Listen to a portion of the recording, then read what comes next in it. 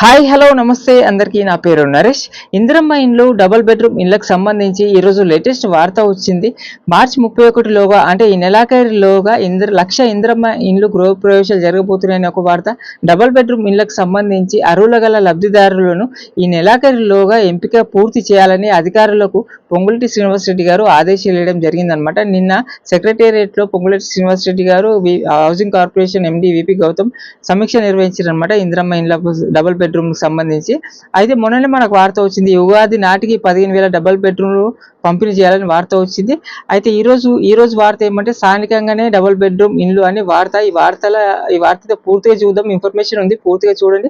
First time చూసిన వాళ్ళు please subscribe చేసి చూడండి, లైక్ చేయండి, షేర్ చేయండి. మన ఛానల్లో ఉన్నట్టు కరెక్ట్గా ప్రభుత్వం నుంచి వచ్చిన అఫీషియల్ అప్డేట్స్ మాత్రమే చెప్తూ ఉంటాను. ప్లీజ్ సపోర్ట్ చేయండి, సహకరించండి. మరి వార్త అయితే పూర్తిగా చూద్దాం. స్థానికంగానే డబుల్ బెడ్రూమ్ ఇండ్లు 5 కిలోమీటర్ల పరిధిలోని అర్హులైన వారికి తొలి ప్రాధాన్యం. ఈ నెలాఖరులోగా లబ్ధిదారుల ఎంపిక. సాక్షితో హౌసింగ్ బోర్డు ఎండి విపి గౌతమ్. ఈ వార్త సాక్షిలో వచ్చిందన్నట్టు సాక్షి మీడియాతో మాట్లాడినమాట. ఈ విధంగా సొంతింటి కళను సాకారం చేసుకునే క్రమంలో పేదలు తమ ఉపాధిని, సామాజిక జీవనాన్ని కోల్పోకుండా ఇకపై లబ్ధిదారులకు ప్రస్తుతం వారు నివసిస్తున్న ప్రాంతానికి గరిష్టంగా 5 కిలోమీటర్ల పరిధిలో ఉన్న గృహ సముదాయాల్లోని ఇళ్లను కేటాయించనున్నట్లు హౌసింగ్ బోర్డు ఎండి విపి గౌతమ్ వెల్లడించారు. శనివారం ఆయన సాక్షి మీడియాతో ప్రత్యేకంగా మాట్లాడారు. వివరాలు ఆయన మాటల్లోనే.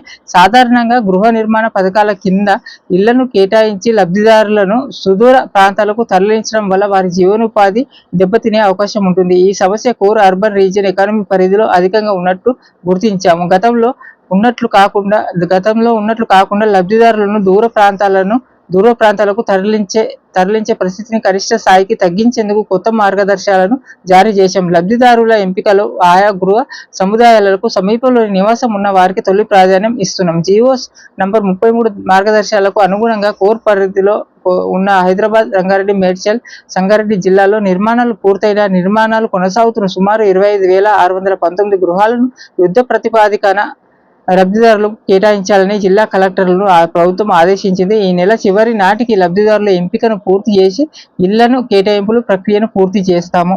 ఇది వార్త అనమాట. ఇప్పుడు ఎవరైతే స్థానికంగా అంటే ఇప్పుడు ఏవైతే డబుల్ బెడ్రూమ్లు ఉన్నాయో వాటికి దగ్గరలో ఉన్న వాళ్ళకి ఆ దగ్గరలో ఉన్న డబుల్ బెడ్రూమ్ వాళ్ళకే ఇస్తారన్నమాట. అంటే ఎగ్జాంపుల్ గా ఉదాహరణకి మేడ్చల్లో ఉన్నారు కదా, మేడ్చల్లో నివసిస్తున్న వాళ్ళు అప్లికేషన్ పెట్టుకొని ఉంటారు కదా, L2 కేటగిరీలో ఉన్న వాళ్ళు లబ్ధిదారులు. వాళ్ళ ఎంపికైన వాళ్ళకి ఎక్కడో దూరంగా సంగారెడ్డి, అక్కడ రంగారెడ్డి అక్కడ కాకుండా ఆ మేడ్చల్ దగ్గర వాళ్ళ దగ్గర మేడ్చల్లో డబుల్ బెడ్రూమ్ కట్టి ఉంటాయి కదా, అక్కడ దగ్గరలో ఉన్న డబుల్ బెడ్రూమ్ లకి వాళ్ళకు అక్కడ అడ్జస్ట్ చేస్తారనమాట. ఎక్కడో దూరంగా పంపేయకుండా వాళ్ళకి 5 కిలోమీటర్ పరిధిలో ఉన్నాయి, లేకుంటే 10 కిలోమీటర్ పరిధిలో ఉన్నాయి, వాళ్ళ ఇంటికి ఇప్పుడు ఎక్కడైతే నివసిస్తున్నారో వాళ్ళకి దగ్గరలో ఉన్న డబుల్ బెడ్రూమ్ వాళ్ళకి కేటాయిస్తారనమాట. ఆ విధంగా అడ్జస్ట్ చేస్తున్నామని వార్త అనమాట.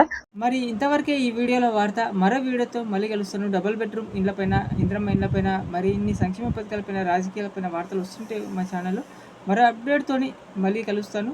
లైక్ చేయండి, షేర్ చేయండి, సబ్స్క్రైబ్ చేసుకోండి. Thank you.